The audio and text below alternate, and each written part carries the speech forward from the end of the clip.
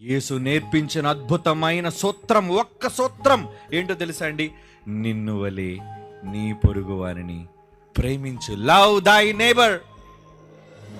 నీ పొరుగు వారిని ప్రేమించు. ఎంత గొప్ప మాట అండి! ఎలా? నిన్ను నువ్వెలా ప్రేమించుకుంటావో నీ పొరుగువాడిని కూడా అలా ప్రేమించయ్యా. నీ పొరుగువాడు నీతో సమానం. నీ పొరుగువాడి ప్రేమ నీకు అవసరం. నీ ప్రేమ వాడికి అవసరం.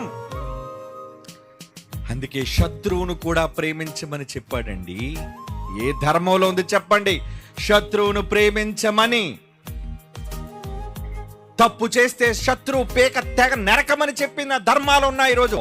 ఎలాంటి ధర్మాలు ఉన్నాయి? దెబ్బకు దెబ్బ, అవునా? తప్పు చేస్తే తల తీసేయ్, నరికేయ్, చంపేయ్ అన్న ధర్మాలు కదా.